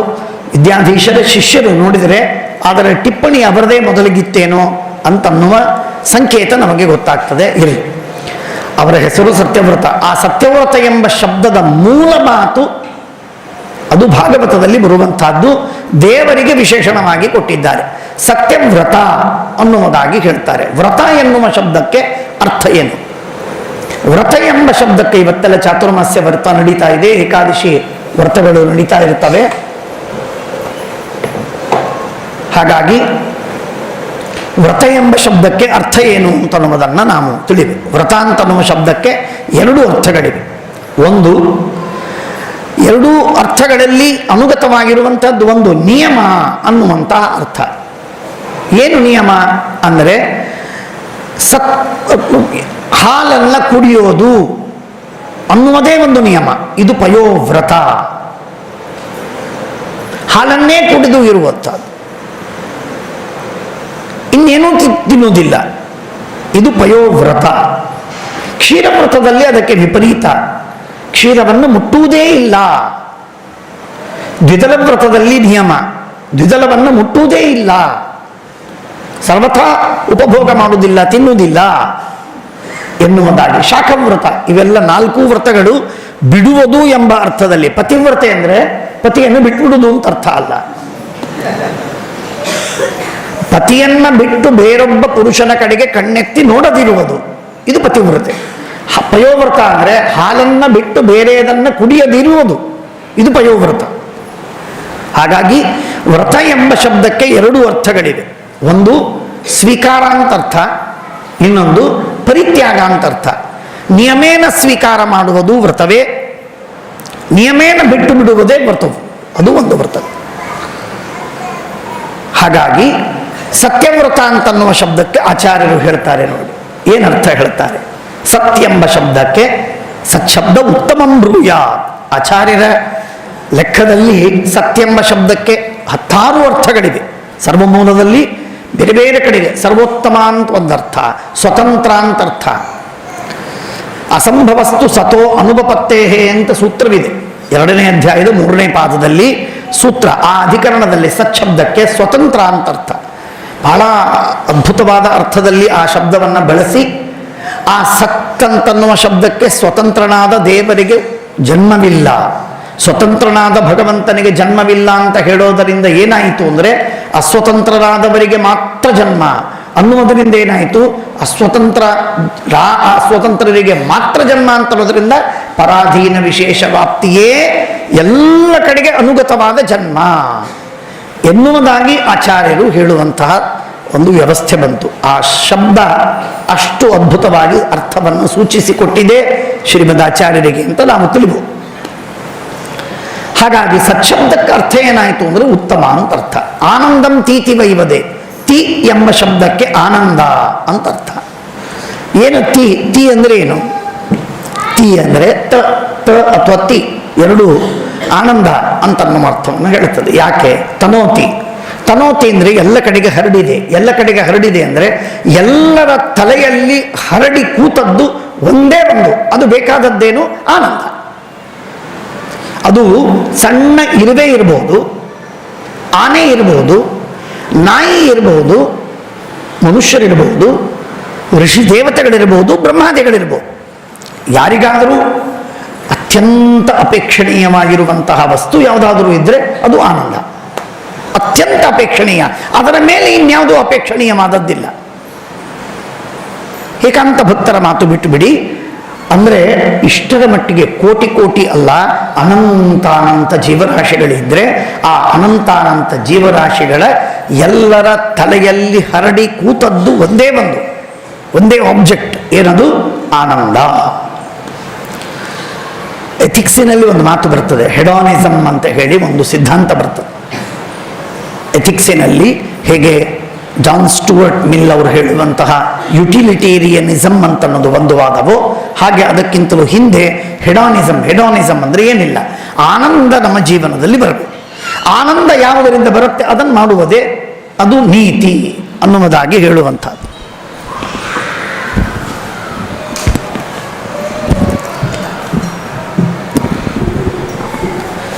ಹಾಗೆ ಆನಂದ ಇದು ಸ್ವಾಶ್ಯತೆ ಸುಖೇ ದುಃಖ ನಿವೃತ್ತವ್ವ ಲೋಕಾನಾಂ ಇಷ್ಟ ವ್ಯವಹಾರ. ಇಚ್ಛೆ ಅನ್ನುವುದು ಯಾವುದರ ಬಗ್ಗೆ ಇಚ್ಛೆ ಬರುತ್ತೆ? ತನ್ನ ಸುಖ, ತನ್ನ ದುಃಖದ ನಿವೃತ್ತಿ, ತನ್ನ ದುಃಖದ ಅಭಾವ, ಇವೆರಡೇ ಎರಡು ಪ್ರಿಯವಾದದ್ದು, ಬೇಕಾದದ್ದು. ಹಾಗಾಗಿ ಎಲ್ಲರ ಮನಸ್ಸಿನೊಳಗೆ, ಎಲ್ಲರ ತಲೆಯಲ್ಲಿ ಇದ್ದದ್ದು ಕೇವಲ ಆನಂದ. ಎಲ್ಲ ವಸ್ತುಗಳು ಇದ್ದದ್ದು ಕೇವಲ ಆನಂದಕ್ಕಾಗಿ. ಹಾಸಿಗೆ ಇದ್ದದ್ದು ಆನಂದಕ್ಕಾಗಿ, ಗೋಡೆಗಳನ್ನು ಕಟ್ಟಿ ಮನೆಯನ್ನು ಕಟ್ಟಿದ್ದು ಆನಂದಕ್ಕಾಗಿ, ಏನು ಇದ್ದದ್ದು ಆನಂದಕ್ಕಾಗಿ. ಆದ್ದರಿಂದ ಆನಂದ ಎಲ್ಲಕ್ಕೂ ಮುಖ್ಯವಾಗಿರುವಂತಹದ್ದು. ಆದ್ದರಿಂದ ಅದಕ್ಕೆ ಇಷ್ಟ ಅಂತ ಕರೀತಾರೆ. ಅನನ್ಯಾಧೀನ ಇಚ್ಛಾ ವಿಷಯತ್ವ ಅಂತ ಅದಕ್ಕೆ ಹೇಳುವಂತಹದ್ದು. ಆ ವಿಧವಾದಂತಹ ವಸ್ತು ಅದು ಆನಂದ. ಅದಕ್ಕಾಗಿ ಅದಕ್ಕೆ ತಿ ಅಂದರೆ ತನೋತೀತಿ ತಿಹಿ ಅಥವಾ ತನ್ಯತೆ ಇತಿ ತಿಹಿ ಅಂದರೆ ಎಲ್ಲ ಕಡೆಗೆ ಹರಡಿದ್ದು, ಎಲ್ಲರ ತಲೆಯಲ್ಲಿ ಕೂತದ್ದು, ಎಲ್ಲರಿಗೆ ಅಪೇಕ್ಷಿತವಾದದ್ದು. ಆದ್ದರಿಂದ ತಿ ಅನ್ನುವ ಶಬ್ದಕ್ಕೆ ಆನಂದ ಎನ್ನುವ ಅರ್ಥವನ್ನು ಆಚಾರ್ಯರು ಪ್ರಮಾಣವನ್ನು ಕೊಟ್ಟು ಹೇಳ್ತಾ ಇದ್ದಾರೆ. ಸತ್ ಎಂಬ ಶಬ್ದಕ್ಕೆ ಉತ್ತಮ ಅಂತರ್ಥ, ತಿ ಎನ್ನುವ ಶಬ್ದಕ್ಕೆ ಆನಂದ ಅಂತರ್ಥ, ಯ ಎಂಬ ಶಬ್ದಕ್ಕೆ ಜ್ಞಾನ ಅಂತರ್ಥ. ಏತಿ ಜ್ಞಾನಂ ಸಮುದ್ದಿಷ್ಟಂ, ಯ ಎಂಬ ಶಬ್ದಕ್ಕೆ ಜ್ಞಾನ ಅಂತರ್ಥ. ಉತ್ತಮವಾದ ಜ್ಞಾನಾನಂದಗಳು. ಸತ್ ಎಂದರೆ ಉತ್ತಮ, ತ ಎಂದರೆ ಆನಂದ, ಯ ಎಂದರೆ ಜ್ಞಾನ. ಸತ್ಯ ಎಂದರೆ ಉತ್ತಮವಾದ ಆನಂದ ಜ್ಞಾನಗಳು. ಉತ್ತಮವಾದ ಆನಂದ ಜ್ಞಾನಗಳನ್ನು ವ್ರತ, ಈ ನಿಯಮಕ್ಕೆ ಎಂದೆಂದಿಗೂ ಎಕ್ಸೆಪ್ಷನ್ನೇ ಇಲ್ಲ ಪರಮಾತ್ಮನಲ್ಲಿ. ಅಂದರೆ ಪರಮಾತ್ಮ ಏನನ್ನೇ ಸ್ವೀಕಾರ ಮಾಡಿದ ಅಂದರೆ, ರಾಮನಾದಾಗ ದೇಹವಿದೆ, ರಾಮಾವತಾರ, ರಾಮರೂಪ, ನರಸಿಂಹರೂಪ, ಹಯಗ್ರೀವ, ವರಾಹ, ಶಿಂಶುಮಾರ, ಮೋಹಿನಿ, ಕೊರವಂಜಿ, ಇನ್ನೇನೋ ರೂಪ. ಎಷ್ಟು ರೂಪಗಳನ್ನು ಪರಮಾತ್ಮ ತಾಳಿದರೂ ಆ ಎಲ್ಲ ರೂಪಗಳು ಸತ್ಯ ಆಗಿವೆ. ಸತ್ಯವಾಗದೇ ಇದ್ರೆ ಸತ್ಯವನ್ನು ಬಿಟ್ಟಂತೆ ಆಗುತ್ತಿತ್ತು. ಹಾಗಾಗಿ ಸತ್ಯವನ್ನ ವ್ರತವಾಗಿ ಹಿಡಿದಂತೆ ಆಗುತ್ತಿರಲಿಲ್ಲ. ಸತ್ಯದ ವ್ರತವನ್ನ ಹಿಡಿದಿದ್ದಾನೆ ಪರಮಾತ್ಮ. ಅಂದರೆ ಪರಮಾತ್ಮ ನಿಯಮೇನ ಎಂದೆಂದಿಗೂ ಎಕ್ಸೆಪ್ಷನ್ನೇ ಇಲ್ಲ. ಎಕ್ಸೆಪ್ಷನ್ ಇಲ್ಲದಂತೆ ಪರಮಾತ್ಮ ಜ್ಞಾನಾನಂದಮಯವಾದ ದೇಹವನ್ನೇ ಧರಿಸ್ತಾನೆ. ಜ್ಞಾನಾನಂದಮಯವಾಗದಿರುವ ಪ್ರಾಕೃತವಾದ, ಭೌತಿಕವಾದ, ಲೌಕಿಕವಾದ, ಜಡ, ವಿನಾಶಿ, ಜನ್ಯ, ಪರತಂತ್ರ, ಹಾಳಾಗುವ, ಪೆರಿಷಬಲ್ ಆದ, ಹೊಲಸಾದ, ಕೊಳಕಿನ, ದುರ್ಗಂಧದ, ಕೆಟ್ಟ ದೇಹವನ್ನು ಪರಮಾತ್ಮ ಎಂದೆಂದಿಗೂ ಧರಿಸಿಲ್ಲ. ಅದಕ್ಕಾಗಿ ಪರಮಾತ್ಮನಿಗೆ ಸತ್ಯವ್ರತ. ಈಗ ನೋಡಿ, ಇದು ಗರ್ಭಸ್ತುತಿಯನ್ನು ಮಾಡುವುದಕ್ಕೆ ಬಂದಿದ್ದಾರೆ. ಮೊಟ್ಟ ಮೊದಲು ಸಮಸ್ಯೆ ಬಂತು. ಗರ್ಭಸ್ತುತಿಯನ್ನು ಮಾಡುವಾಗ ಗರ್ಭದಲ್ಲಿ ಕೂಸು ಬೆಳೀತಾ ಇದೆ, ಅಲ್ಲಿ ಕೃಷ್ಣ ಇದ್ದಾನೆ, ಅದು ಕೃಷ್ಣ ಗರ್ಭದಲ್ಲಿದ್ದು ಬೆಳೆಯುವಂತಹ ಕೃಷ್ಣ. ಹಾಗಾದರೆ ನಿಮ್ಮಂತೆ ಪ್ರಾಕೃತವಾದ, ಭೌತಿಕವಾದ ದೇಹವನ್ನು ಪಡೆದವನೇ ಎಂಬ ಪ್ರಶ್ನೆ ಬಂತು. ಆ ಪ್ರಶ್ನೆಗೆ ಮೊಟ್ಟ ಮೊದಲಿಗೆ ಉತ್ತರವನ್ನು ಕೊಡ್ತಾರೆ. ತಮ್ಮ ಮನಸ್ಸಿನಲ್ಲಿ ಸಂಶಯವಿಲ್ಲವಾದ್ದರಿಂದ ಬ್ರಹ್ಮದೇವರಿಗೆ, ರುದ್ರದೇವರಿಗೆ, ಜಗತ್ತಿಗೆ, ಪರಮಾತ್ಮನಿಗೆ ಹೇಳುವಾಗ ಹೇಳ್ತಾರೆ, ಜಗತ್ತಿಗೆ ತಿಳಿಸುವಾಗ ತಿಳಿಸ್ತಾರೆ. ಪರಮಾತ್ಮನ ದೇಹ ಇದು ಆನಂದ ಜ್ಞಾನ ರೂಪವಾದಂಥದ್ದು. ಅದು ಪೂರ್ಣವಾದ, ಉತ್ತಮವಾದ, ಅನಂತವಾದ ಆನಂದ ಜ್ಞಾನಗಳು ಪರಮಾತ್ಮನ ದೇಹವಾಗಿವೆ. ಸ್ವಲ್ಪ ನಾನು ಹೇಳ್ತಾ ಇದ್ದದ್ದು ಕಠಿಣವಾದ ವಿಷಯವಿರಬಹುದು, ಆದರೆ ಕಠಿಣವಾದ ವಿಷಯವನ್ನೇ ನಾನು ಹೇಳುವ ಉದ್ದೇಶದಿಂದ ಕೂತಿದ್ದೇನೆ, ಚಿಂತೆ ಇಲ್ಲ. ಆದ್ದರಿಂದ ಕಠಿಣವಾದದ್ದನ್ನೇ ಹೇಳುತ್ತೇನೆ. ಇದು ಯಾಕೆ ಈ ಮಾತನ್ನು ಹೇಳ್ತಾ ಇದ್ದೇನೆ ಅಂದರೆ, ನಮ್ಮ ಶ್ರೀಮದಾಚಾರ್ಯರ ಸಿದ್ಧಾಂತದಲ್ಲಿ ಇದು ಹೇಗೆ ನಾವು ಕೊನೆ ಹಂತದಲ್ಲಿ ತಿಳಿತೇವೆ. ಸರ್ವಧರ್ಮೋಪಪತ್ತೇಶ್ಚ ಅಂತನ್ನುವುದಾಗಲಿ, ಅಥವಾ ನಿಖಿಲ ಪೂರ್ಣ ಗುಣೈಕ ದೇಹಂ ಅಂತನ್ನುವಾಗಲಿ, ಬ್ರಹ್ಮಸೂತ್ರ ಭಾಷ್ಯ ಅಥವಾ ಅನುವ್ಯಾಖ್ಯಾನಗಳಲ್ಲಿ ಹೇಗೆ ಕೊನೆಗೆ ತಿಳಿತೇವೆ, ಹಾಗೆ ಮೊಟ್ಟ ಮೊದಲು ಕೂಸು ವಿದ್ಯಾಪೀಠಕ್ಕೆ ಬಂದ ದಿನ ಪಾಠ ಪ್ರಾರಂಭವಾಗುವಾಗ ಇದನ್ನೇ ಪಾಠ ಹೇಳ್ತೇವೆ. ಒಂದೇ ಗೋವಿಂದಂ ಆನಂದ ಜ್ಞಾನ ದೇಹಂ ಪತಿಂ ಶ್ರಿಯ. ಆನಂದ ಜ್ಞಾನ ದೇಹಂ ಪತಿಂ ಶ್ರಿಯ. ಆನಂದ ಮತ್ತು ಜ್ಞಾನಗಳೇ ದೇಹವಾಗಿ ಇದ್ದದ್ದು. ಮಗುವಿಗೆ ಅರ್ಥವಾಗುವುದಿಲ್ಲ. ಶಬ್ದವನ್ನು ಗುರುಗಳು ಹೇಳ್ತಾರೆ, ಅನ್ನಿಸ್ತಾರೆ, 10 ಸಲ 20 ಸಲ ಅಂತ ಅನ್ನಿಸ್ತಾರೆ, ಅಂತದೆ, ಅದು ಕಂಠಪಾಠ ಮಾಡ್ತದೆ. ಆದರೆ ಇದ್ದ ಅರ್ಥ ಮಾತ್ರ ಆ ಅನುವ್ಯಾಖ್ಯಾನದಲ್ಲಿ, ಭಾಗವತದಲ್ಲಿ, ಗೀತೆಯಲ್ಲಿ ಇರುವ ಅರ್ಥವೇ ಅದು. ಮೊಟ್ಟ ಮೊದಲಿನ ದಿನ ಲಸಿಕೆ ಹಾಕುವಾಗ ಹೇಗೆ ಡೋಸ್ ವ್ಯಾಕ್ಸಿನೇಷನ್ ಕೊಡುವಾಗ ಮೊಟ್ಟ ಮೊದಲಿಗೆ ನಾವು ಕೊಟ್ಟದ್ದೇನು ಅಂತಂದ್ರೆ ಜ್ಞಾನಾನಂದವೇ ಪರಮಾತ್ಮನ ದೇಹ. ಇದನ್ನು ಮೊದಲು ಖಚಿತವಾಗಿಟ್ಕೋ. ಜ್ಞಾನಾನಂದವೇ ದೇಹ ಅಂತನ್ನುವುದೇನಿದೆಯಲ್ಲ, ಅದು ಪೂರ್ಣವಾದ ಸತ್ ಶಬ್ದ ಅರ್ಥವನ್ನು ಹೇಳ್ತಾ ಇದೆ, ಉತ್ತಮ. ಆ ಉತ್ತಮವಾದ ಜ್ಞಾನಾನಂದಗಳು ದೇಹ ಅಂತನ್ನೋದು ಯಾರಿಗೂ ಇಲ್ಲ. Unique in every sense it is unique. ಲಕ್ಷ್ಮೀದೇವಿಗಿಲ್ಲ. ಅನಂತವಾದ ಜ್ಞಾನಾನಂದಗಳು ಲಕ್ಷ್ಮೀದೇವಿಯ ದೇಹವಲ್ಲ. ಅನಂತವಾದ ಜ್ಞಾನಾನಂದಗಳು ಮುಕ್ತರ ದೇಹವಲ್ಲ. ಅನಂತ ಜ್ಞಾನಾನಂದಗಳು ಬ್ರಹ್ಮಾದಿಗಳ ದೇಹವಲ್ಲ. ಯಾರ ದೇಹವೂ ಅಲ್ಲ, ದೇವರಿಗೆ ಮಾತ್ರ ಇದೆ. ಆದ್ದರಿಂದ ಪರಮಾತ್ಮ ಸತ್ಯವ್ರತ. ಪರಮಾತ್ಮ ಎಂದೆಂದಿಗೂ ಈ ಸತ್ಯವನ್ನು ಬಿಟ್ಟು ಪರಮಾತ್ಮನ ಎಕ್ಸಿಸ್ಟೆನ್ಸೇ ಇಲ್ಲ. ಪರಮಾತ್ಮ ಇದ್ದಾನೆ ಅಂದರೆ ಸತ್ಯವಿದೆ, ಅಂದರೆ ಪರಿಪೂರ್ಣವಾದ ಜ್ಞಾನಾನಂದಗಳು ಅವನ ಸ್ವರೂಪವಾಗಿವೆ. ಪರಿಪೂರ್ಣವಾದ ಜ್ಞಾನಾನಂದಗಳು ಭಗವಂತನ ಸ್ವರೂಪ. ಪರಿಪೂರ್ಣವಾದ ಜ್ಞಾನಾನಂದಗಳು ಇದ್ದರೆ ಮಾತ್ರ ದೇವರು. ದೇವರಿದ್ದರೆ ಪರಿಪೂರ್ಣವಾದ ಜ್ಞಾನಾನಂದಗಳು ಇರಲೇಬೇಕು. ಸ್ವಾಮಿಗಳು ಬಂದಿದ್ದಾರೆ, ಅವರು ಊಟ ಮಾಡಿದ್ದಾರೆ, ಆದರೆ ಮೂಲರಾಮದೇವರ ಪೂಜೆ ಮಾಡಿಲ್ಲ. ಸಾಧ್ಯವಿದೆಯಾ? ಆಗುವುದಿಲ್ಲ. ಮೂಲರಾಮದೇವರ ಪೂಜೆ ಆಗಿದೆ, ಮೂಲರಾಮದೇವರ ಪೂಜೆ ಆಗಿದೆ, ಆದರೆ ಅಲ್ಲಿ ಸತ್ಯಾತ್ಮರು ಬಂದಿಲ್ಲ. ಅಲ್ಲಿ ಹೀಗೆ ಸಾಧ್ಯವಾ? ಇಲ್ಲ. ಸತ್ಯಾತ್ಮರು ಇದ್ದಾರೆ, ಮೂಲರಾಮದೇವರಿಲ್ಲ ಅಂತಾಗುವುದಿಲ್ಲ. ಮೂಲರಾಮದೇವರ ಪೂಜೆ ಆಗಿದೆ, ಸತ್ಯಾತ್ಮರು ಇಲ್ಲ ಅಂತಾಗುವುದಿಲ್ಲ. ಹೇಗೋ ಹಾಗೆ ಪರಿಪೂರ್ಣವಾದ ಅನಂತವಾದ ಜ್ಞಾನಾನಂದಗಳಿವೆ, ದೇವರಲ್ಲ ಅಂತನ್ಲಿಕ್ಕೆ ಬರುವುದಿಲ್ಲ. ದೇವರಿದ್ದಾನೆ, ಅನಂತ ಜ್ಞಾನಾನಂದಗಳಿಲ್ಲ ಅಂತನ್ಲಿಕ್ಕಾಗುವುದಿಲ್ಲ. ತಾವದೇವ ಈಶ್ವರೋ ನಾಮ ತತ್ರ ಭೇದೋಪಿ ನ ಕ್ವಚಿತ. ಹಾಗಾಗಿ ಎಷ್ಟೆಲ್ಲ ಪರಿಪೂರ್ಣವಾದ ಜ್ಞಾನಾನಂದಮಯವಾದದ್ದು ಅದು ಭಗವಂತನ ಸ್ವರೂಪ. ಅಂದರೆ ಬೇಸಿಕ್ ಆಗಿ ಫಂಡಮೆಂಟಲಿ ನಮಗೂ ದೇವರಿಗೂ ಇರುವಂತಹ ಅತೀ ದೊಡ್ಡದಾದ ವ್ಯತ್ಯಾಸವನ್ನು ಆಚಾರ್ಯರು ನಮಗಿಲ್ಲಿ ತಿಳಿಸ್ತಾ ಇದ್ದಾರೆ. ಭಾಗವತ ನಮಗೆ ತಿಳಿಸ್ತಾ ಇದೆ. ಬ್ರಹ್ಮದೇವರು ತಮ್ಮ ಸ್ತೋತ್ರದಲ್ಲಿ ಪರಮಾತ್ಮನನ್ನು ಕೊಂಡಾಡುವಾಗ, ಕೃಷ್ಣನನ್ನು ಕೊಂಡಾಡುವಾಗ ಹೇಳುವಂತಹ ಮಾತು. ನಾನು ಅದಕ್ಕಾಗಿ ತಮಾಷೆ ಮಾಡ್ತಿರ್ತೇನೆ. ಭಾಗವತದಲ್ಲಿ ನಾವು ಒಂದು ಕಡೆಗೆ ಹೋಗಿದ್ದೆ, ಒಂದು ಬಾಲರಾಜೇಶ್ವರ ಗುಡಿ ದೇವಸ್ಥಾನ ಇದೆ ಮುರುಂಡಿನಲ್ಲಿ, ಅಲ್ಲಿ ಹೋಗಿದ್ದೆ. ಒಬ್ಬ ಗುಜರಾತಿ ಪುರೋಹಿತ ಬಂದಿದ್ದ. ಆ ಗುಜರಾತಿ ಪುರೋಹಿತ ನನಗೆ ಹೇಳ್ತಾ ಇದ್ದ, ನಾನು ಈ ಸಲ ಹೋಗಿದ್ದು, ನನ್ನ ಮೇಲೆ ಬಹಳ ಪ್ರೀತಿ ಗೌತಮ್ ಶಾಸ್ತ್ರಿ, ಅವನು ಬಹಳ ಪ್ರೀತಿ ಅವನಿಗೆ. ಅವನು ಹೇಳಿದ, ನಾನು ನಾವು ಮೊನ್ನೆ ಗುಜರಾತಕ್ಕೆ ಹೋಗಿ ಬಂದೆ, ಅಲ್ಲಿ ಕೃಷ್ಣ ಪರಮಾತ್ಮ ಎಲ್ಲಿ ಸತ್ತ ಅಲ್ಲ, ಕೃಷ್ಣ ಎಲ್ಲಿ ಸತ್ತನಲ್ಲ.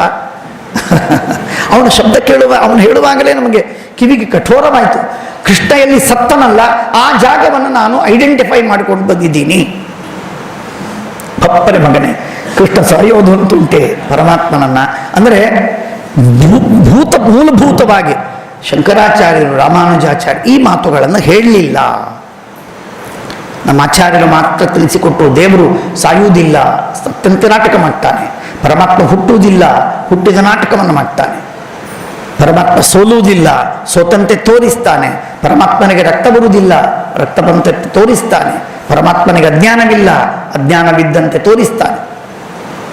ಅಗೇನ್ ಇವತ್ತಿನ ಪ್ರಚಾರದಲ್ಲಿ ಬೇಕಾದಷ್ಟು ಮಾಧ್ಯಮಗಳಲ್ಲಿ ಬೇಕಾದಷ್ಟು ಪ್ರಚಾರವಾಗ್ತವೆ.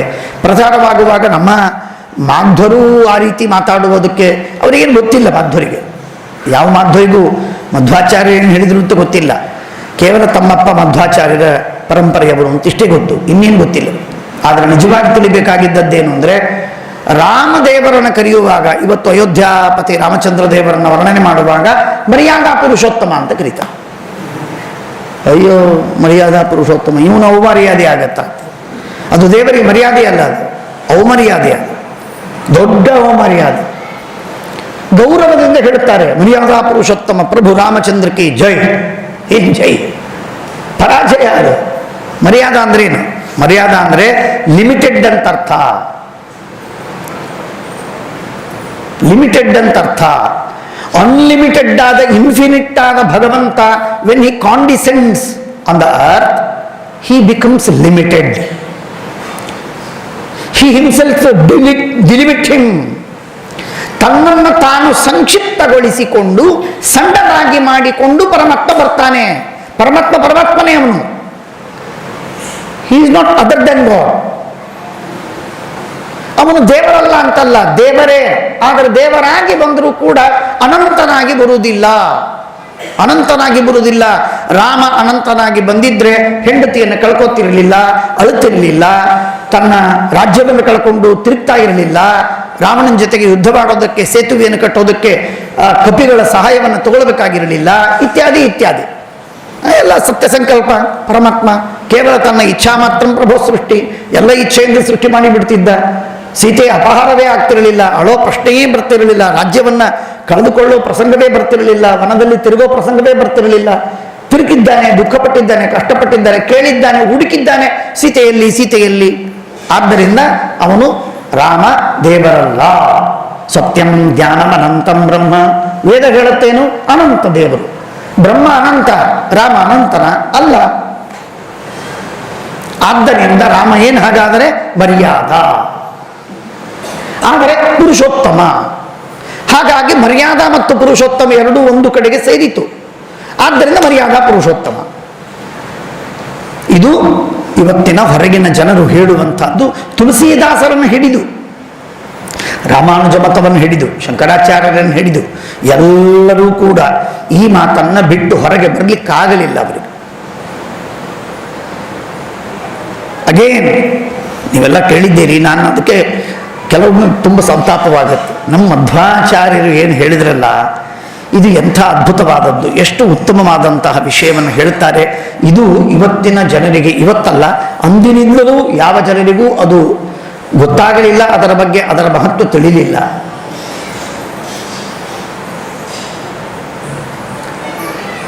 ಇಸ್ಲಾಂ ಧರ್ಮ ಸ್ವಲ್ಪ ಹೇಳಿದ್ರೆ ನಡೀತದೆ, ಹೇಳಿದ್ದೆ ಭಾಗವತ, ಅದಕ್ಕೆ ಇದೆಲ್ಲ ಭಾಗವತನೇ. ಮತ್ತೆ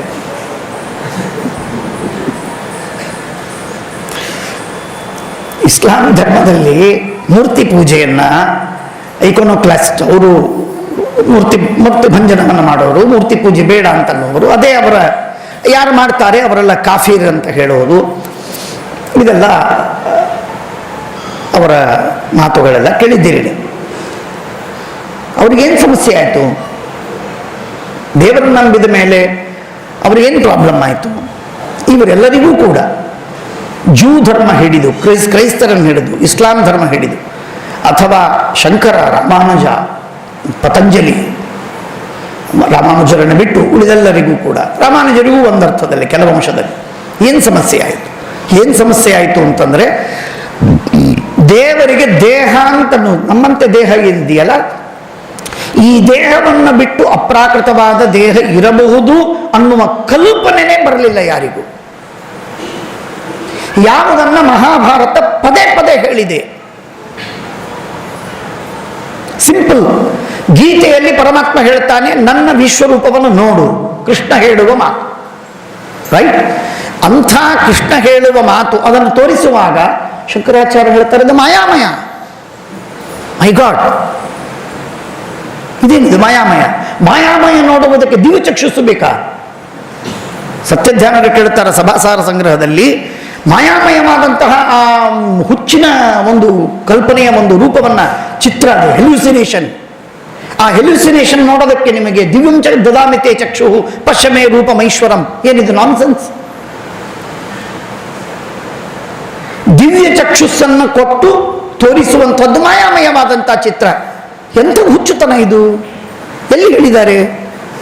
ಎಷ್ಟು ಇಲ್ಲಾಜಿಕಲ್ ಆಗಿದೆ. ಮಧ್ವಾಚಾರ್ಯ ಹೇಳಿದ್ರು, ಮತ್ತೆಂಡು ಸರ್ವಥಾ ಸರಿಯಲ್ಲದು. ಪರಮಾತ್ಮನ ಅನಂತ ರೂಪ ಅಪ್ರಾಕೃತವಾದದ್ದು ಅಲ್ರಿ. ನಿತ್ಯ ನಾವು ದೇವರಿಗೆ ಪೂಜೆ ಮಾಡುವಾಗ, ಇದು ಶಂಕರ, ರಾಮಾನುಜ ಎಲ್ಲ ಮತದಲ್ಲೂ ಉಂಟು. ಸಹಸ್ರ ಶೀರ್ಷ ಪುರುಷ, ಇದು ಎಲ್ಲ ವೇದಗಳಲ್ಲಿ ಅತ್ಯುತ್ತಮವಾದ ಸೂಕ್ತ. ಇದು ಎಲ್ಲರೂ ಒಪ್ಪಿದ ಮಾತು, ಇದರಲ್ಲಿ ಮತಭೇದವಿಲ್ಲ. ಅಲ್ಲಿ ಹೇಳುವಂತಹದ್ದು ಸಹಸ್ರ ಶೀರ್ಷ. ಶೀರ್ಷ ಅಂದರೆ ತಲೆ, ಸಹಸ್ರಾಕ್ಷ ಕಣ್ಣು, ಸಹಸ್ರ ಪಾದ ಪರಮಾತ್ಮನ ಪಾದಗಳು, ತಲೆ, ಕಣ್ಣು, ಕಾಲುಗಳನ್ನೆಲ್ಲ ಹೇಳಿ ದೇವರಿಗೆ ದೇಹವಿಲ್ಲ ಅಂತ ಹೇಳಿದರೆ, ಹಾಗಾದರೆ ದೇವರು ನಿರಾಕಾರ ಅಂತ ಹೇಳೋದಕ್ಕೆ ಏನು ಅರ್ಥವಿದೆ?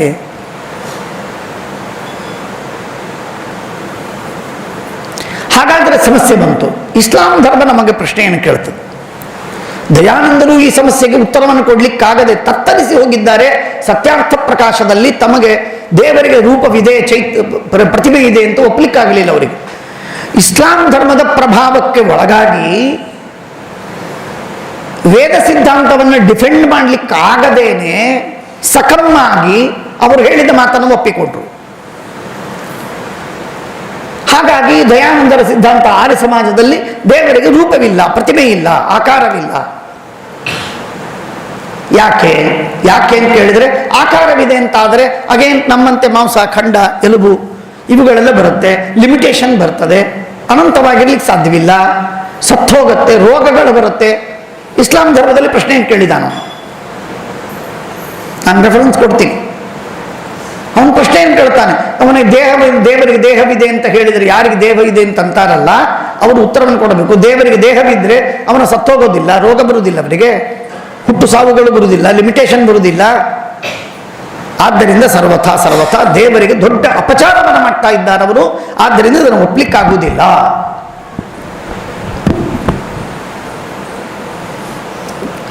ಅರ್ಥವಾಯ್ತಲ್ಲ? ಇದೇ ನಾನು ಅದಕ್ಕಾಗಿ ಅಂತಿರ್ತೇನೆ, ಆ ಪೈಗಂಬರನನ್ನು ಎದುರಿನಲ್ಲಿ ಕೂಡಿಸಿ ಮಧ್ವಾಚಾರ್ಯನ ಕೂಡಿಸಿದ್ರೆ ಮಧ್ವಾಚಾರ್ಯ ವುಡ್ ಹ್ಯಾವ್ ಕನ್ವಿನ್ಸ್ಡ್. ನೋಡಪ್ಪ, ಪ್ರಾಕೃತವಾದ ಈ ಭೌತಿಕವಾದ ದೇಹ ಒಂದೇ ಇದೆ ಅಂತ ತಿಳಿಬೇಡ ನೀನು. ಅಪ್ರಾಕೃತವಾದಂತಹ ಶರೀರ ದೇಹ ಉಂಟು. ಈಗ ಚೇತನ ಅಂತಿದ್ದಾನಲ್ಲ, ಆ ಚೇತನ ಅಂದ್ರೆ ಏನದು? ಆ ಚೇತನ ಅಂತನ್ನೋದು ಅಪ್ರಾಕೃತವಾದಂತಹ ಒಂದು ಎಂಟಿಟಿ. ಆ ಅಪ್ರಾಕೃತವಾದಂತಹ ಎಂಟಿಟಿ ಯಾವ ರೀತಿಯಾಗಿದೆಯೋ ಆ ವಿಧವಾದಂಥದ್ದು ಭಗವಂತನ ಸ್ವಭಾವ, ಭಗವಂತನ ಸ್ವರೂಪ. ಆದ್ದರಿಂದ ಪರಮಾತ್ಮನಿಗೆ ಜನ್ಮ ಮರಣಗಳಿಲ್ಲದಂತಹ, ಬಹಳ ವಿಚಿತ್ರವಾದ ಜನ್ಮ ಮರಣಗಳಿಲ್ಲದಂತಹ ದೇಹವಿದೆ. ದೇಹ ಅಂದರೆ ನೆಸೆಸರಿಲಿ ಹುಟ್ಟಬೇಕು, ಸಾಯಬೇಕು, ರೋಗವಿರಬೇಕು ಅಥವಾ ಇನ್ನನೇಕ ಲಿಮಿಟೇಷನ್ಗಳು ಬೇಕು ಅನ್ನುವುದು ಸರ್ವಥಾ ಭಾವಿಸಬೇಡಿ ಎಂದು ಹೇಳಿದ ಆಚಾರ್ಯರು ಮೊಟ್ಟ ಮೊದಲಿಗರು, ಕೊಟ್ಟ ಕಡೆಯವರು ಮಧ್ವಾಚಾರ್ಯರು ಮಾತ್ರ, ಇನ್ಯಾರೂ ಹೇಳಿಲ್ಲ. ಈ ಮಾತನ್ನು ಏನು ಮಧ್ವಾಚಾರ್ಯರು ದೇವರಿಗೆ ಮೂಲ ರೂಪಿಯಾದ ಪರಮಾತ್ಮನಿಗೆ ಹೇಳಿದರು, ನಿರಾಕಾರ ಅಲ್ಲ, ಸಾಕಾರನಾಗಿದ್ದಾನೆ, ಬಹಳ ಸುಂದರನಾಗಿದ್ದಾನೆ, ಪರಮ ರಮಣೀಯನಾಗಿದ್ದಾನೆ, ಭಾರೀ ಚೆಲುವ ಪರಮಾತ್ಮ ಅಂತ ಮಾತನ್ನು ಹೇಳಿದರು. ಆ ಮಾತನ್ನ ಶ್ರೀಮದಾಚಾರ್ಯರು ಹೇಳಿದ ಮಾತು ರಾಮಾನುಜಾಚಾರ್ಯರು ಒಪ್ಪಿಕೊಂಡ್ರು. ಅಂದರೆ ಮೊದಲೇ ಅವರು ಒಪ್ಪಿಕೊಂಡ್ರು. ಆದರೆ ಆ ಮಾತನ್ನ ಅದನ್ನ ರಾಮ, ಕೃಷ್ಣ, ನರಸಿಂಹ, ವೇದವ್ಯಾಸ, ಹಯಗ್ರೀವ, ಕಪಿಲ, ಮತ್ಸ್ಯ, ಕೂರ್ಮ ಇತ್ಯಾದಿ ಅವತಾರಗಳಿಗೆ ಆ ನಿಯಮವನ್ನು ಅಪ್ಲೈ ಮಾಡಲಿಕ್ಕೆ ಹೀ ಫೇಲ್ಡ್. ಹಾಗಾಗಿ ಅವತಾರದಲ್ಲಿ ಪರಮಾತ್ಮ ಮೂಲ ರೂಪದಲ್ಲಿದ್ದಟ್ಟು ಶಕ್ತಿ, ಧ್ಯಾನ, ಆನಂದ ಮುಂತಾದ ಸಾಮರ್ಥ್ಯಗಳು ಅವತಾರದಲ್ಲಿ ಇರೋದಿಲ್ಲ ಅಂತ ಹೇಳಬೇಕಾಯಿತು ರಾಮಾನುಜಾಚಾರ್ಯರಿಗೆ. Very unfortunate. ಹಾಗಾಗಿ ಅವರು ಅವತಾರದಲ್ಲಿದ್ದಾಗ ಅವನು ಮೂಲ ರೂಪಿ ಪರಮಾತ್ಮನಂತೆ ಅನಂತವಾದ ಸಾಮರ್ಥ್ಯವನ್ನು ಅವರು ಒಪ್ಪುವುದಿಲ್ಲ. ಯಾವಾಗ ಅನಂತವಾದ ಸಾಮರ್ಥ್ಯವನ್ನು ಒಪ್ಪುವುದಿಲ್ಲ ಅಂತಾಯಿತೋ ಆಗ ಮರ್ಯಾದೆ, ಸೀಮಾ, ನಿಸ್ಸೀಮನಾಗಲಿಲ್ಲ. ಮರ್ಯಾದೆ ಬಂತು. ಮರ್ಯಾದೆ ಬಂದದ್ದರಿಂದಾಗಿ ಅವನನ್ನು ಮರ್ಯಾದಾ ಪುರುಷೋತ್ತಮ ಅಂತ ಕರೆ. ಅಂದರೆ ನಿಮಗೆ ಹೇಳಬೇಕು ಅಂತಂದರೆ, ನಾನು ಹೇಳ್ತೀನಿ ಅಂತ ಈ ಥರ ಹೇಳ್ತೀನಿ ಅಂತ ಏನಪ್ಪ ಇವರು ಆಚಾರ್ಯರು ಬಹಳ ಕಾನ್ಸರ್ವೇಟಿವ್ ಇದ್ದಾರೆ, ಬಹಳ ಇವತ್ತೆಲ್ಲ ಹೊಸ ಶಬ್ದಗಳಿದೆಯಲ್ಲ, ಇನ್ಕ್ಲೂಸಿವ್ ಆದಂತಹ ತತ್ವಜ್ಞಾನವನ್ನು ಹೇಳುವುದಿಲ್ಲ, ಎಕ್ಸ್ಕ್ಲೂಸಿವ್ ಆದಂತಹ ತತ್ವಜ್ಞಾನವನ್ನು ಹೇಳ್ತಾರೆ. ಎಸ್, ಯಾಕಂದರೆ ದೇವರ ಸಲುವಾಗಿ ಹೇಳುವಾಗ ಎಕ್ಸ್ಕ್ಲೂಸಿವ್ ಆಗಿ ಹೇಳ್ತಾ ಇದ್ದೇನೆ. ನೀವು ಒಪ್ಪೋದಾದ್ರೆ ಒಪ್ಪಬಹುದು, ಬೇಡ ಆದರೆ ಬಿಡಬಹುದು. ಮಧ್ವಾಚಾರ್ಯರು ಹೇಳು, ಇದನ್ನು ಮಧ್ವಾಚಾರ್ಯರು ಮಾತ್ರ ಹೇಳು. ಯುನೀಕ್ ಅಂದರೆ ಯುನೀಕ್. ದೇವರು ಸರ್ವೋತ್ತಮ ಅಂತ ರಾಮಾನುಜಾಚಾರ್ಯರು ಹೇಳಿದ್ದಾರೆ, ಮಧ್ವಾಚಾರ್ಯರು ಹೇಳಿದ್ದಾರೆ, ಇನ್ನನೇಕರು ಹೇಳಿದ್ದಾರೆ. ದೇವರು ಸರ್ವೋತ್ತಮ, ಮೂಲರೂಪಿಯಾದ ಪರಮಾತ್ಮ ಸರ್ವೋತ್ತಮ ಅಂತ ತುಳಸಿದಾಸರು ಹೇಳ್ತಾರೆ, ಜ್ಞಾನದೇವ ತುಕಾರಾಮರು ಹೇಳ್ತಾರೆ, ಎಲ್ಲರೂ ಹೇಳ್ತಾರೆ. ಅವತಾರದಲ್ಲಿ ಬಂದಾಗ ನಡಿಗೆ ಬಿಡ್ತಾರೆ. ದಟ್ ಜಸ್ಟ್ ಟ್ರೆಂಬಲ್ ಆಗುದಿಲ್ಲ, ಗೊತ್ತಾಗುವುದಿಲ್ಲ ಹೇಗೆ ಅವತಾರ ಹುಡ್ ಅಂತನ್ನೋದೇನಿದೆಯಲ್ಲ, ಅವತಾರ ಅಂತನ್ನೋದರ ಕಾನ್ಸೆಪ್ಟ್ ಏನಿದೆಯಲ್ಲ, ಅವರಿಗೆ ರಿಕನ್ಸೈಲ್ ಮಾಡಲಿಕ್ಕೆ ಆಗಲಿಲ್ಲ. ಅವರು ರಿಕನ್ಸೈಲ್ ಮಾಡಿ, ಪರಮಾತ್ಮ ಅನಂತ, ಒಂದ್ ಕಡೆಗೆ ಅವತಾರ, ಈ ಎರಡು ಮಾತುಗಳನ್ನು ಹೇಗೆ ಸೇರಿಸೋದು ಆಗುವುದಿಲ್ಲ. ಸಿಂಪಲ್ ಪರಮಾತ್ಮನನ್ನ ಭಗವಂತನನ್ನ ಪೂರ್ಣಮದಃ ಪೂರ್ಣಮಿದಂ ಪೂರ್ಣಾತ್ ಪೂರ್ಣಮುದಚ್ಯತೆ ಪೂರ್ಣಸ್ಯ ಪೂರ್ಣಮಾದಾಯ ಪೂರ್ಣಮೇವಾವಶಿಷ್ಯತೆ ಉಪನಿಷತ್ತು ಹೇಳುವಂತಹ, ವೇದ ಹೇಳುವಂತಹ ಈ ಮಾತು ಮೂಲ ರೂಪದಲ್ಲೂ ಪರಮಾತ್ಮ ಅಷ್ಟೇ ಪೂರ್ಣನಾಗಿದ್ದಾನೆ. ಎಷ್ಟು ಅವತಾರದಲ್ಲಿ ಮೂಲ ರೂಪದಲ್ಲೋ ಅಷ್ಟೇ ಅವತಾರದಲ್ಲಿ ಎರಡೂ ಕಡೆಗೆ ಸಮಾನವಾಗಿ ಪೂರ್ಣನಾಗಿದ್ದಾನೆ ಅನ್ನುವಂತಹ ಮಾತೇನಿದೆ, ಇದನ್ನ ಹೇಳುವುದಕ್ಕೆ ಯಾರಿಗೂ ಧೈರ್ಯವೇ ಬರಲಿಲ್ಲ, ತಿಳುವಳಿಕೆಯೇ ಬರಲಿಲ್ಲ. ನಮ್ಮ ಮಧ್ವಾಚಾರ್ಯರು ಮಾತ್ರ ಈ ಮಾತನ್ನು ಹೇಳಿ. ಹಾಗಾಗಿ ನಾವು ಶ್ರೀಮದ್ ಆಚಾರ್ಯರ ಸಿದ್ಧಾಂತದಲ್ಲಿ ನಾವು ಹೇಳ್ತೇವಲ್ಲ, ಈ ಡಾಕ್ಟರ್ ಇದ್ದಾರೆ, ಆ ಡಾಕ್ಟರ್ ಇದ್ದಾರೆ, ಈ ವಕೀಲ ಬಹಳ ಒಳ್ಳೆ ವಕೀಲರು ಅಂತ, ಅಟಾರ್ನಿ ಜನರಲ್ ಇದ್ದಾರೆ ಮುಕುಲ್ ರೋಹತ್ಗಿ, ಅವರು ಬಂದರೆ ನಮ್ಮ ಕೇಸ್ ನಿಶ್ಚಿತವಾಗಿ ವಿನ್ ಆಗತ್ತೆ ಅಥವಾ ಇನ್ನೊಂದೇನು ಹಾಗೆ ಹೀಗೆ ಅಂತ ನಾವು ಹೇಳುವಂತಹ ಸಂದರ್ಭದಲ್ಲಿ we are in the safest hands ಅಂತ ಹೇಳುವಂತಹ ಮಾತುಗಳಿರ್ತವೆ. We are in the safest hands ಅಂತ, ಭಾರಿ ದೊಡ್ಡ ಡಾಕ್ಟರ್ ಇವರು. ಹಾಗಿದ್ದಾಗೆ ಯಾವ ಡಾಕ್ಟರು, ಯಾವ ವಕೀಲರು, ಯಾವ ಮಿನಿಸ್ಟರು, ಯಾವ ಶ್ರೀಮಂತ, ಯಾವ ಸೈಂಟಿಸ್ಟು ಏನೂ ಅಲ್ಲ. ನಮ್ಮ ಶ್ರೀಮದಾಚಾರ್ಯರ ಸಿದ್ಧಾಂತದಲ್ಲಿ ನಾವು ಎಲ್ಲಿಯವರೆಗಿದ್ದೇವೆ, we are in the safest hands. ಮಧ್ವಾಚಾರ್ಯರ ಅತ್ಯಂತ ತೃಪ್ತಿಕರವಾದ ಸಮಸ್ತ ಜೀವರಾಶಿಗಳಿಗೆ ಲಾಜಿಕಲ್ ಆಗಿ ಸಿದ್ಧಾಂತಕ್ಕೆ ಅರ್ಥಾತ್ ವೇದಶಾಸ್ತ್ರಗಳಿಗೆ ಸಮ್ಮತವಾಗಿರುವಂತಹ ಸಿದ್ಧಾಂತವನ್ನು ಹೇಳುವಂತಹದ್ದು ಆಚಾರ್ಯರು. ಆ ಮಾತು ಭಾಗವತದ ಈ ಮೊಟ್ಟ ಮೊದಲಿನ ಶಬ್ದ ಹೇಳ್ತಾ ಇದೆ, ಸತ್ಯವ್ರತಂ. ಅದಕ್ಕಾಗಿ ವ್ರತ ಶಬ್ದವನ್ನು ಆಡ್ತದೆ. ವ್ರತ ಶಬ್ದವನ್ನು ಆಡಿ ಆ ವ್ರತ ಶಬ್ದದ ಸಿಗ್ನಿಫಿಕೆನ್ಸ್ ನಿಮಗೆ ಗೊತ್ತಾಯಿತು. ಸತ್ಯವನ್ನು ಬಿಟ್ಟು ದೇವರು ಇಲ್ಲವೇ ಇಲ್ಲ. ಹಾಲನ್ನು ಬಿಟ್ಟು ಬೇರೆಯದನ್ನ ಕುಡಿಯಲಿಲ್ಲ ಅಂತನ್ನುವುದು ಹೇಗೆ ಪಯೋವ್ರತ, ಪತಿಯನ್ನು ಬಿಟ್ಟು ಮತ್ತೊಬ್ಬರನ್ನ ಕಣ್ಣಿಂದ ನೋಡ್ಲೇ ಇಲ್ಲ ಅನ್ನುವುದು ಪತಿವ್ರತೆ ಶಬ್ದದ ಅರ್ಥ. ಹಾಗಿದ್ದಾಗೆ ಸತ್ಯವ್ರತ ಅಂತಂದ್ರೆ ಅನಂತವಾದ ಜ್ಞಾನಾನಂದಗಳನ್ನು ಬಿಟ್ಟು ದೇವರ ವ್ಯಕ್ತಿತ್ವವೇ ಇಲ್ಲ, you cannot think of it ಎನ್ನುವಂತಹ ಮಾತನ್ನ, ಅಂದ್ರೆ ನಾನು ಹೇಳ್ತಿರ್ತೇನೆ, ಗ್ರೀಕ್ ಫಿಲಾಸಫಿಯಲ್ಲಿ ಬರುವಂತಹ ಒಂದು ಸಣ್ಣ ಮಾತು, ಅದನ್ನು ನಾನು ಟ್ರ್ಯಾಂಗಲ್ ಅಂದರೆ 3 ಆಂಗಲ್ಗಳು ಇಲ್ಲದಂತಹ ಟ್ರ್ಯಾಂಗಲ್ ಅನ್ನು ಕ್ಯಾನ್ ಯು ಕನ್ಸೀವ್? ಹಾಗೆ ಅನಂತವಾದ ಜ್ಞಾನಾನಂದಗಳಿಲ್ಲದಂತಹ ದೇವರು ಅನ್ನುವುದನ್ನು ಕನ್ಸೀವ್ ಮಾಡಲಿಕ್ಕೆ ಸಾಧ್ಯವಿಲ್ಲ ಅನ್ನುವುದೇ ಸತ್ಯವ್ರತ ಎಂಬ ಶಬ್ದದ ಅರ್ಥ. ಆದ್ದರಿಂದ ಪರಮಾತ್ಮ ಸತ್ಯವ್ರತಂ ಸತ್ಯಪರಂ ತ್ರಿಸತ್ಯಂ ಸತ್ಯಸ್ಯ ಯೋನಿಂ ನಿಹಿತಂಚ ಸತ್ಯೇ ಸತ್ಯಸ್ಯ ಸತ್ಯಂ ಉತ ಸತ್ಯನೇತ್ರಂ ಸತ್ಯಾತ್ಮಕಂ ತ್ವಾಂ ಶರಣಂ ಪ್ರಪನ್ನಾಃ ಸಚ್ಛಬ್ದಃ ಉತ್ತಮಂ ಬ್ರೂಯಾತ್ ಆನಂದಂ ತಿ ಇತಿ ವೈ ವದೇತ್ ಯ ಇತಿ ಜ್ಞಾನಂ ಸಮುದ್ದಿಷ್ಟಂ ಪೂರ್ಣಾನಂದ ದೃಶಿಸ್ತತಃ. ಪೂರ್ಣವಾದ ಆನಂದ ಮತ್ತು ದೃಶಿ ಜ್ಞಾನ ಇವುಗಳು ಇವೆ. ಇವು ಸತ್ಯ ಎಂಬ ಶಬ್ದಕ್ಕೆ ಅರ್ಥ. ತಾದಗ್ ರೂಪಂ, ರೂಪಂ ಅಂದರೆ ದೇಹ, ತಾದಗ್ ರೂಪಂ ಯಥೋ ನಿತ್ಯಂ, ತಾದಗ್ ರೂಪಂ ನಿತ್ಯಂ ಯಥೋ ಹರೇಹೇ ಸತ್ಯವ್ರತಸ್ತೋ ವಿಷ್ಣು. ಈ ವಿಧವಾದಂತಹ ದೇಹವನ್ನು ಪಡೆದ, ಸ್ವರೂಪವನ್ನು ಪಡೆದವನು ಪರಮಾತ್ಮ. ಪರಮಾತ್ಮನಲ್ಲಿ ಅನೇಕರು ತಿಳಿದಿದ್ದಾರೆ, ತಪ್ಪು ತಿಳಿದಿದ್ದಾರೆ. ನಮ್ಮ ಪರಂಪರೆಯಲ್ಲಿ ಬಂದಂತಹ ಜನರಿಗೂ ಕೆಲವರಿಗೆ ಸ್ಪಷ್ಟೀಕರಣ ಇಲ್ಲ ಅಂತನ್ನಿ ತಪ್ಪು ತಿಳಿದಿದ್ದಾರೆ ಅಂತನ್ನುವುದರ ಬದಲಾಗಿ, ಅಂದರೆ ದೇವರಿಗೆ ಮಾಂಸ ಇಲ್ಲ ಅಂತ ತಿಳ್ಕೊಂಡಿದ್ದಾರೆ. ಅಂದರೆ ಈಗ ಒಂದು ಪ್ರತಿಮೆ ಇದೆಯಲ್ಲ, ಕೃಷ್ಣನ ಪ್ರತಿಮೆ, ವೆಂಕಟೇಶ್ ದೇವರ ಪ್ರತಿಮೆ, ವಿಠ್ಠಲನ ಪ್ರತಿಮೆ, ಅದೆಲ್ಲ ಪೂರ್ಣ ಕಲ್ಲು, ಒಂದೇ ಕಲ್ಲು, ಒಳಗೆ ಹೊರಗೆ ಎಲ್ಲ ಕಡೆಗೆ ಕಲ್ಲು. ಹಾಗಿದ್ದಾಗೆ ದೇವರು ಅಂತ ತಿಳಿದಿದ್ದಾರೆ. ಹಾಗೆಲ್ಲ ಇಲ್ಲ. ಪರಮಾತ್ಮನಿಗೆ ಮಾಂಸ ಇದೆ, ಪರಮಾತ್ಮನಿಗೆ ಅಸ್ಥಿ ಇದೆ, ಪರಮಾತ್ಮನಿಗೆ ರಕ್ತ ಇದೆ, ಪರಮಾತ್ಮನಿಗೆ ಧಮನಿಗಳಿವೆ, ಪರಮಾತ್ಮನಿಗೆ ಕೂದಲಿದೆ, ಪರಮಾತ್ಮನಿಗೆ ಕಣ್ಣಿದೆ, ಪರಮಾತ್ಮನಿಗೆ ಒಳಗಿದೆ, ಪರಮಾತ್ಮನಿಗೆ ಹೊರಗಿದೆ, ಎಲ್ಲ ಇದೆ. ಪರಮಾತ್ಮ ಕಲ್ಲಿನಂತೆ ಒಂದು ಏನೂ ಇಲ್ಲದಂತ ಹೊರಗಟ್ಟೆ ಚಿತ್ರ ಅಂತ ತಿಳಿಬೇಡಿ. ಹಾಗಾದರೆ ಮಾಂಸ ಇದೆ, ಮಾಂಸ ಇಲ್ಲ ಅಂತ ಹೇಳಿದ್ರಿ, ಮತ್ತೆ ಬರೀ ಜ್ಞಾನಾನಂದಗಳೇ ಇದೆ ಅಂತ ಹೇಳಿದ್ರಿ, ಮಾಂಸ ಇಲ್ಲ ಅಂತ ಹೇಳಿದ್ರಿ. ಆ ಮಾಂಸವೇ ಜ್ಞಾನಾನಂದಮಯವಾದದ್ದು, ಆ ರಕ್ತವೇ ಜ್ಞಾನಾನಂದಮಯವಾದದ್ದು, ಆ ಭಗವಂತನ ಎಲುಬು ಅಸ್ಥಿಗಳು ಜ್ಞಾನಾನಂದಮಯ, ಪೂರ್ಣಾನಂದ ಅನಂತ ಜ್ಞಾನಾನಂದ ರೂಪ. ಆ ಎಲ್ಲ ಸಪ್ತ ಧಾತುಗಳೇನಿವೆಯಲ್ಲ ಆ ಎಲ್ಲವೂ ಜ್ಞಾನಾನಂದಮಯವಾದದ್ದು. ಇದು ಮಧ್ವಾಚಾರ್ಯರು ಹೇಳುವಂತ. ಪರಮಾತ್ಮ ಇದೊಂದು ಕಲ್ಲು ಪ್ರತಿಮೆ ಹೇಗಿದೆ ಹಾಗೆ ಪ್ರತಿಮೆ ಇದ್ದಂತೆ ಏನೂ ಇಲ್ಲದ ಬರೀ ಚೈತನ್ಯವಿದೆ ಅಂತಹ ಒಂದು ವಿಚಿತ್ರವಾದಂತಹದ್ದೊಂದು ಪ್ರತಿಮೆಯಂತೆ ಅಂತ ಹೀಗೆ ಭಗವಂತನ ಕಾನ್ಸೆಪ್ಟ್ ಕೊಟ್ಟಿಲ್ಲ ಆಚಾರ್ಯರು. ಪರಮಾತ್ಮನಿಗೆ ಎಲುಬಿದೆ. ಇತರೆಯದಲ್ಲಿ ನಾವೆಲ್ಲ ನೋಡ್ತೇವೆ ಪರಮಾತ್ಮನಿಗೆ ಶ್ವಾಸೋಚ್ಛ್ವಾಸವಿದೆ, ಇನ್ನೇನು ಹೇಳಬೇಕು, ಪರಮಾತ್ಮನಿಗೆ ಶ್ವಾಸೋಚ್ಛ್ವಾಸವಿದೆ. ಕೇವಲ ನಾಟಕಕ್ಕಾಗಲ್ಲ, ಪರಮಾತ್ಮನ ಶ್ವಾಸೋಚ್ಛ್ವಾಸವಿದೆ. ಆ ಶ್ವಾಸೋಚ್ಛ್ವಾಸ ಜ್ಞಾನಾನಂದಮಯವಾದಂಥ ಚಿನ್ಮಯವಾದದ್ದು. ಇಂಥ ವಿಚಿತ್ರವಾದಂತಹ ಒಂದು ತತ್ವಜ್ಞಾನವನ್ನು ಕೊಡ್ತಕ್ಕಂಥದ್ದು ಶ್ರೀಮದಾಚಾರ್ಯರು ಮಾತ್ರ. ಚೆನ್ನಾಗಿ ನಾವು ತಿಳಿಬೇಕು. ಇಂಥ ಅದ್ಭುತವಾದ ಸಿದ್ಧಾಂತವನ್ನು ನಾವು ತಿಳಿದು, ಅಂದರೆ ಪರಮಾತ್ಮ ಕೃಷ್ಣ ಹುಟ್ಟೋದಕ್ಕಿಂತಲೂ ಮುಂಚಿತವಾಗೇನೆ ಈ ಮಾತನ್ನು ಸ್ಪಷ್ಟಪಡಿಸಿಬಿಟ್ರು ಬ್ರಹ್ಮದೇವರು, ರುದ್ರದೇವರು. ಅಂದರೆ just like A preamble for the constitution ಇದ್ದಾಗೆ. ಪರಮಾತ್ಮ ಇನ್ನೇನು ಕೃಷ್ಣಾವತಾರವನ್ನು ಮಾಡಿ ಸಮಗ್ರವಾಗಿ 106 ವರ್ಷಗಳವರೆಗೆ ಪರಮಾತ್ಮ ಮುಂದೆ ಅದ್ಭುತವಾದ ದಿವ್ಯ ಕಾರ್ಯಗಳನ್ನು ಮಾಡ್ತಾನೆ.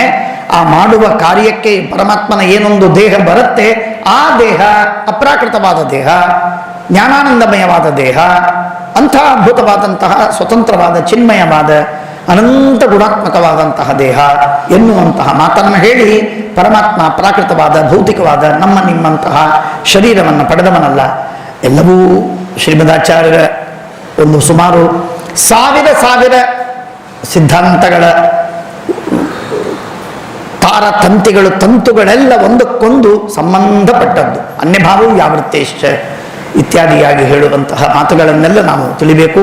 ಅಂತಹ ಅದ್ಭುತವಾದ ಬ್ರಹ್ಮನ, ಪರಮಾತ್ಮನ, ಕೃಷ್ಣನ ಸ್ವರೂಪವನ್ನು ತಿಳಿಸಿಕೊಟ್ಟು, ಪರಮಾತ್ಮನ ಅವತಾರವಾಗುವಾಗ ಪರಮಾತ್ಮ ಯಾವ ಚಿಕ್ಕ ರೂಪವನ್ನು ತಾಳಿರಬಹುದು, ಪರಮಾತ್ಮ ದೊಡ್ಡ ವಿಶಾಲವಾದ ದೇಹವನ್ನು ಪರಮಾತ್ಮ ತಾಳಿರಬಹುದು. ಆ ಎಲ್ಲ ರೂಪಗಳೂ ಕೂಡ ಅಪ್ರಾಕೃತವಾದ ಜ್ಞಾನಾನಂದಮಯವಾದ ದೇಹ ಅನ್ನುವಂತಹ ತತ್ವವನ್ನು ಆಚಾರ್ಯರು ತಿಳಿಸ್ತಾ ಇದ್ದಾರೆ. ಅಂತಹ ಭಗವಂತನ ಸ್ವರೂಪವನ್ನು ತಿಳಿದು ನೀವು ಇವತ್ತಿನಿಂದ ನೀವು ಮಾಡ್ತಾ ಇರ್ತೀರಿ. ಆದರೂ ವಿಶೇಷವಾಗಿ ಇನ್ನು ಶಾಲಿಗ್ರಾಮಕ್ಕೆ ಒಂದು ಪ್ರತಿಮೆಗೆ ಪೂಜೆ ಮಾಡ್ತಾ ಇರುವಾಗ, ತುಳಸಿಯ ನೇರಿಸುವಾಗ, ಮಂಗಲಾರತಿಯನ್ನು ಮಾಡುವಾಗ ಭಗವಂತ ಸತ್ಯವ್ರತನಾಗಿದ್ದಾನೆ. ಪರಮಾತ್ಮ ಅನಂತವಾದ ಜ್ಞಾನಾನಂದಗಳ ಸ್ವರೂಪವೇ ಭಗವಂತನ ದೇಹ ಅನ್ನುವ ತತ್ವವನ್ನು ಅತ್ಯಂತ ಸ್ಪಷ್ಟವಾಗಿ ಪ್ರತ್ಯೇಕವಾಗಿ ಸ್ಮರಣೆ ಮಾಡಿ ಆ ದೇವರ ಪೂಜೆ, ಅಭಿಷೇಕವೋ, ನೈವೇದ್ಯವೋ, ಅರ್ಚನೆಯೋ, ಆರತಿಯೋ ಎಲ್ಲ ಕಾಲಕ್ಕೂ ಆ ಭಗವಂತನಿಗೆ ಈಗ ಮಂಗಲಾರತಿ ಆದರೆ ಸಾಷ್ಟಾಂಗ ನಮಸ್ಕಾರ ಹಾಕುವಾಗ ಮೊಟ್ಟ ಮೊದಲು ಬರಬೇಕಾಗಿರುವಂತಹದ್ದು ಪರಮಾತ್ಮನ ಅನಂತ ಜ್ಞಾನಾನಂದ ಸ್ವರೂಪ ಪರಮಾತ್ಮ ಎನ್ನುವಂತಹ ಚಿಂತನೆಯೊಂದಿಗೆ ಪರಮಾತ್ಮನ ಆರಾಧನೆಯನ್ನು ಮಾಡುವಂತಹ ಮುಖ್ಯ ದೊಡ್ಡ ಭಾಗ್ಯ ಇದು. ಇಂಥ ಭಾಗ್ಯವನ್ನು ನಮಗೆ ಶ್ರೀಮದಾಚಾರ್ಯರು, ಎಲ್ಲ ದೇವತೆಗಳು, ಎಲ್ಲ ಗುರುಗಳು, ಸತ್ಯಾತ್ಮ ತೀರ್ಥರು, ನಮ್ಮ ಸ್ವರೂಪೋದ್ಧಾರಕ ಆಚಾರ್ಯರು ಕೊಡಲಿ. ಅವರ ಅನುಗ್ರಹದಿಂದ ನಮಗೆ ಈ ಜ್ಞಾನ ಬರಲಿ ಎಂಬುದಾಗಿ ಗುರುಗಳ ದ್ವಾರ ಪರಮಾತ್ಮನಲ್ಲಿ ಪ್ರಾರ್ಥನೆಯನ್ನು ಮಾಡೋಣ. ಶ್ರೀಕೃಷ್ಣ ಅರ್ಪಣಮಸ್ತು.